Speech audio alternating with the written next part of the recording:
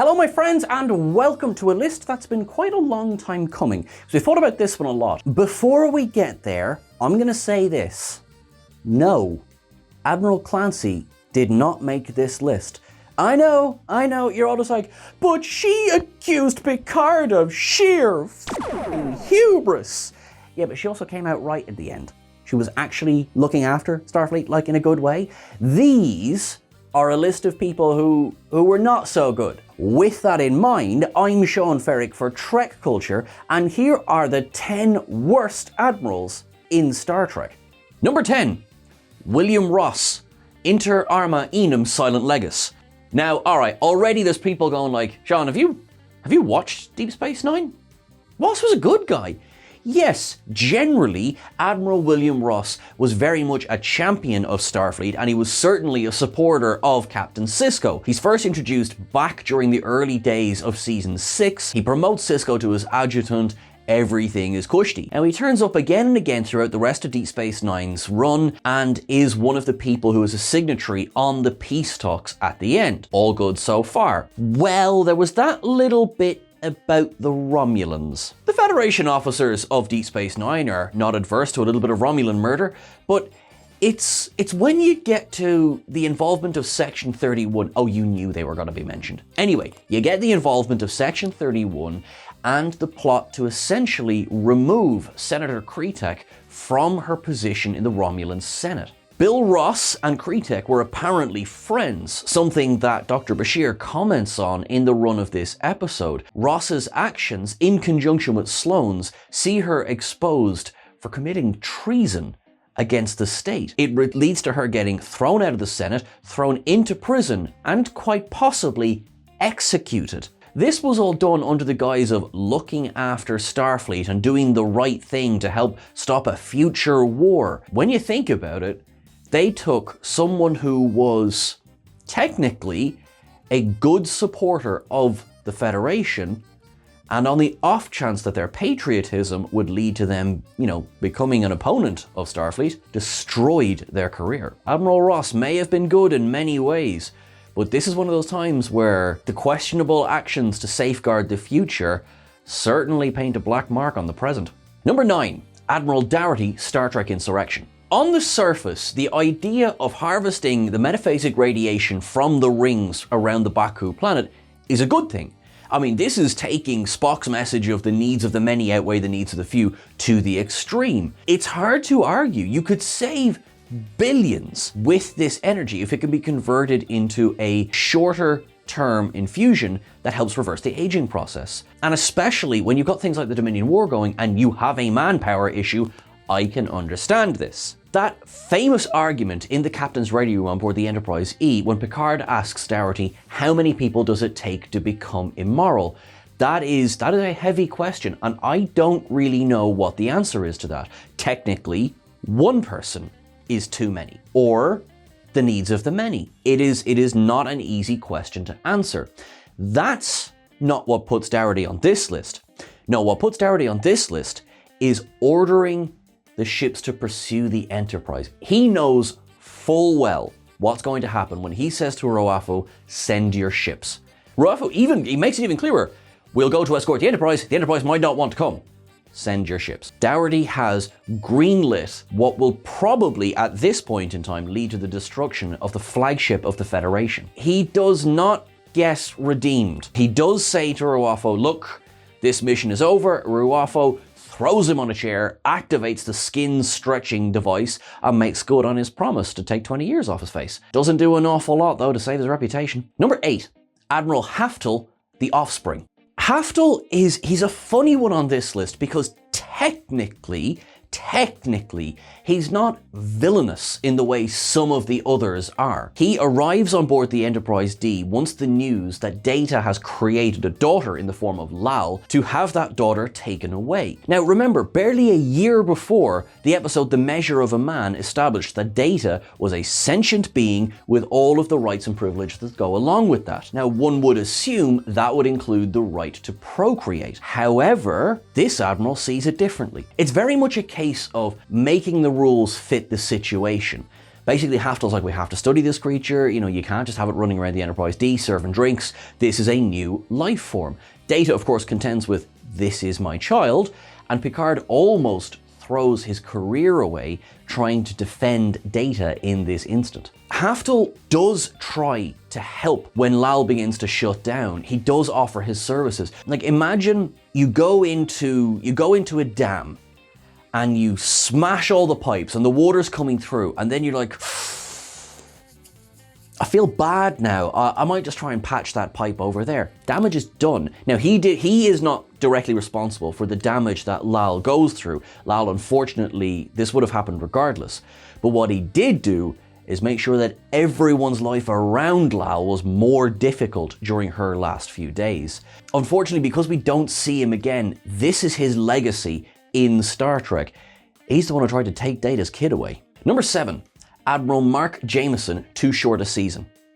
Toward the beginning of the episode, we discovered that he is suffering from Iverson's disease, which has him in a wheelchair. It's incurable. It is not a pleasant disease. However, a previous world that he helped to negotiate a treaty with, they have taken hostages and say, deliver Jameson to us. He's kind of bidden by this. He hops on the Enterprise D and then starts aging backwards. So we've got a bit of a Benjamin Button situation going on when you've also got tense hostage negotiations going on. What's happening? Well, 40 years previously, Jameson successfully negotiated a ceasefire on this planet. His contact, Karnas, he armed the man with a load of weapons. That is a complete violation of the Prime Directive. So in his moral view, he armed the other side as well, thinking, right, everyone's now on the same playing field, a year max, 40 years of civil war, and so many, many deaths later. He knew what he was doing when it came to violating the Prime Directive. So that's strike number 1. And then strike number 2 is he was giving arms to a non-Federation world, strike number 2. And then number 3, he lied about the whole thing to cover his own ass. So by the time he arrives back on the planet to rescue these hostages, which does basically, in conjunction with the drugs he's taken to age backwards and to cure his Iverson's disease, it kills him. But his death finally manages to get a measure of justice from Karnas, who says, well, look, I wanted him dead. He's dead. It wasn't important to me the manner in which he died. As Picard notes, it's very hard when a man pays for his crimes with his life. It's hard to go, well, he's just this or he's just that. He was wrong on so many steps and so many decisions. In his own strange way, he tried to atone for it, but it really was a case of far too little too late. Number 6, Eric Pressman, Pegasus. As we've discussed on this channel before, the Treaty of Algernon was a watershed moment in Federation history. It effectively ended hostilities between the Romulan Star Empire and Starfleet, but it also absolutely enshrined in law that Starfleet was never allowed to develop cloaking technology. Now, as the years go by and you've got the Romulans and the Klingons both flying around completely outside of tracking range, this becomes a much, much, much bigger tactical disadvantage for the Federation. And there were some officers who felt that this treaty has got to go. Now, Eric Pressman was one of those officers. He was in command of the USS Pegasus, and on that ship was an interphasic cloaking device. It was experimental technology at the time. Something went wrong, and although he and several other officers, including an ensign, Will Riker, got off the ship, what they thought happened was then the ship exploded after that. Turns out, plasma ignited, ship cloaked, drifted into an asteroid. Oh dear. You would think that rather than then promoting this captain, he would be stripped of his rank, because not just that he was experimenting on this thing, although that's probably what saved his career, is that I know something you don't want other people to know, but he also lost the technology. You would assume that's like, we don't hand out admiralties to people who break treaties and then lose the evidence. Because when Admiral Pressman arrives on board the Enterprise D, Will Riker looks like he's seen a ghost. But also he's like, right, okay, let's get the experiment going again. I found the Pegasus, let's go, let's go. Thankfully, Captain Picard is a bit like, no. Pressman goes, I have a lot of friends at Starfleet Command. This time, it's probably less likely that he's going to get out of it without a severe reprimand, because this time the Romulans know about it. Number 5, Admiral Layton, Homefront, Paradise Lost. Like several of those on this list, he thought he was doing the right thing, but he is yet another case of the road to hell is paved with good intentions. He stages a coup d'etat against Federation President Jarish Inyo, which effectively it shows the entire planet's power grid is shut down, with only one starship, which is unfortunately it's endemic of earlier Star Trek, is that, oh, there's only one ship in range. This time it's the USS Lakota is in orbit of the planet, and effectively they take charge for like 12 or 13 hours, all to show the Dominion could easily have done this. They could have infiltrated Starfleet. That would have been the end of it. Leighton's problem was one, that he was not willing to go about it through the official channels. He, had this idea, of course. I mean, the idea was never going to take traction of having a military dictatorship over Earth. Of course it wasn't. He then gave even his biggest supporters orders that they simply couldn't follow. Captain Benteen of the USS Lakota is sent to engage the USS Defiant en route to Earth. The main crew of the Lakota have been told that there's changelings aboard the Defiant. How much Benteen knows it's a bit grey, but what Benteen does refuse to do is to give a kill order against the Defiant. That then means that Leighton loses basically his base and his biggest supporters, so that he is back in Starfleet headquarters. Sisko has got him at phaser point. He loses everything, all because he felt he knew better.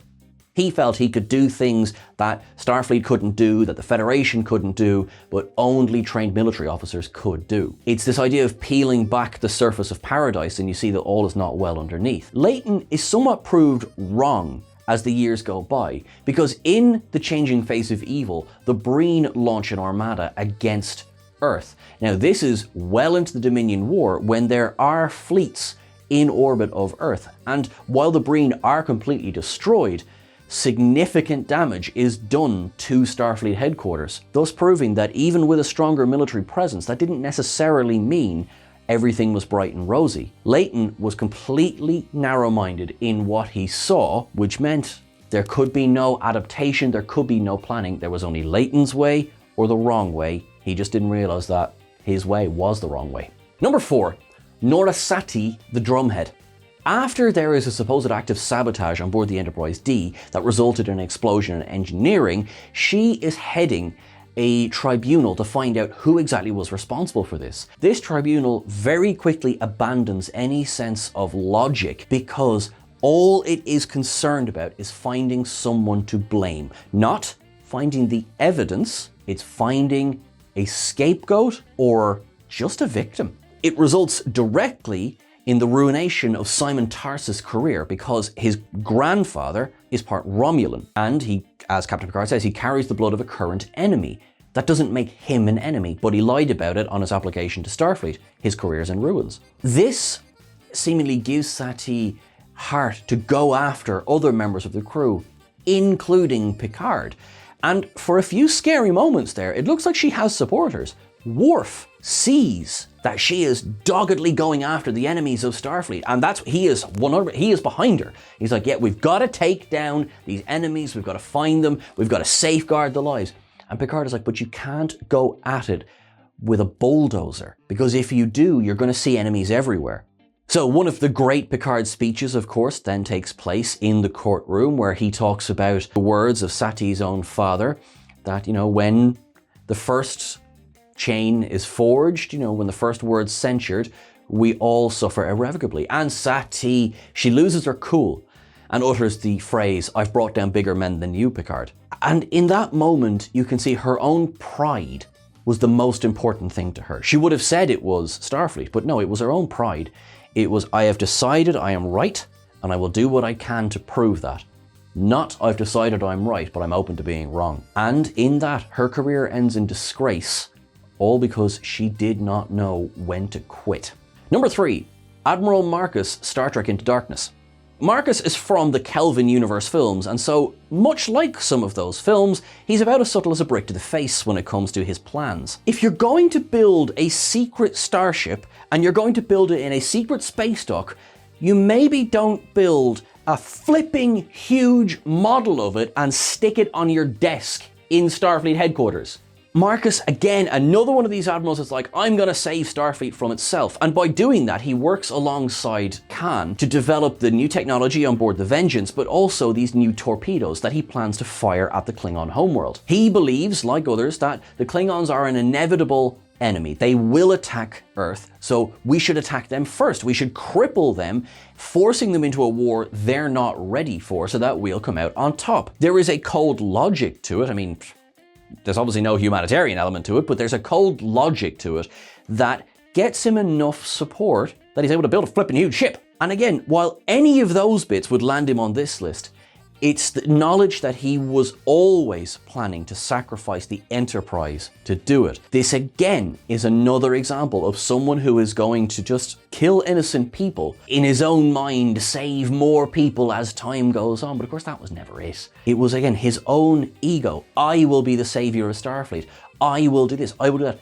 I will ensure there are no witnesses. It's disappointing, and it's yet another example of what the bloody hell is on the application process for these admirals. I mean, come on. Number 2, Admiral James T. Kirk, Star Trek III: The Search for Spock.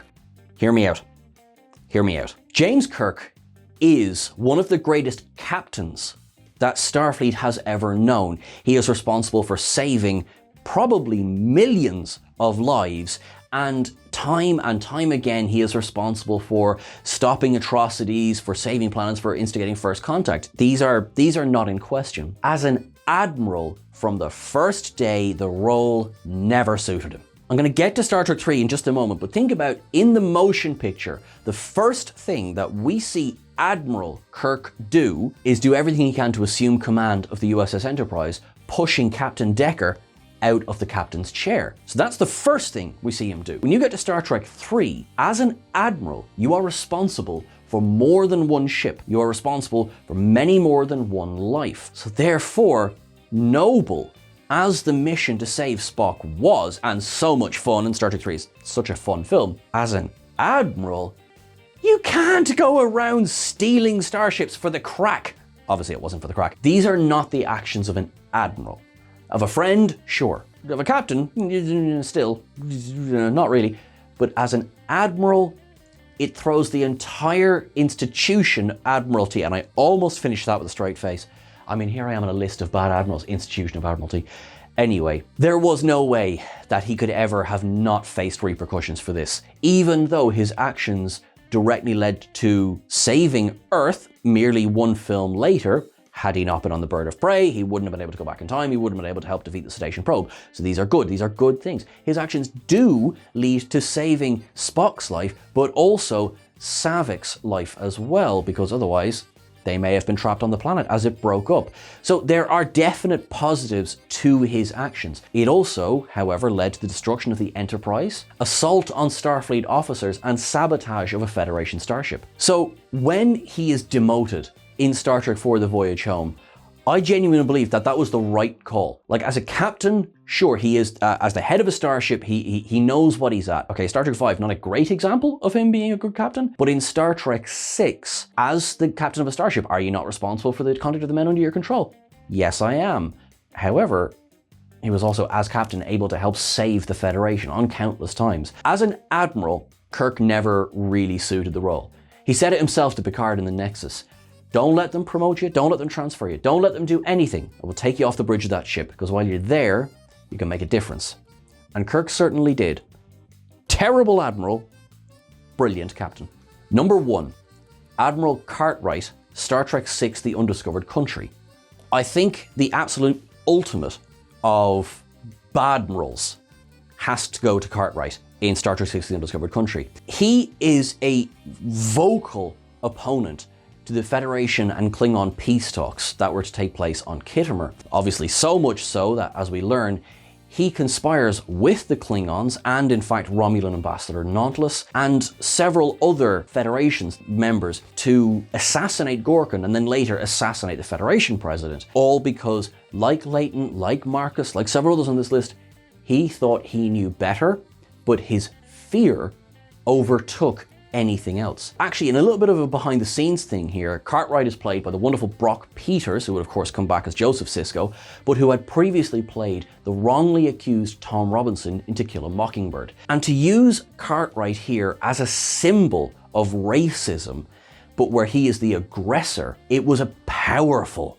statement. And I know one that Peters, he had a lot of trouble with some of the lines. For example, the alien trash of the galaxy. You know, things like that. It was a difficult role to play, and he plays it magnificently. Think of that scene at the end where he is confronted by the Enterprise crew and then the Excelsior crew as well. And you see a man who is panicked. He is a figure of pure fear. And I don't think that moment just gets enough highlighting when we talk about Star Trek VI. He is so highly decorated. He is in charge of so many different aspects of the military in the Federation. And if somebody at that level with that much power can cause this much damage, that is a massive watershed moment for Starfleet. People are murdered on Cartwright's orders. That, if nothing else, lands him at the top, or should I say bottom, of this list. Thank you so much for watching along. Thank you. I'd love to know what you thought. Do you think there's any other admirals that should be included here? I bet there's a couple of people and a couple of names you're going, where were they? I'd love to have that discussion. Have a check out what we're up to over on Twitter at Trek Culture, and check me out at Sean Ferrick on Twitter and also at Sean.Ferrick88 on Instagram as well. However long it is till I see you again, make sure you look after yourself. Make sure that you live long and prosper. Our friends in Ukraine, stay safe, stay strong. Our friends in Iran, your bravery is inspiring. Everyone, look after yourselves. Make it so.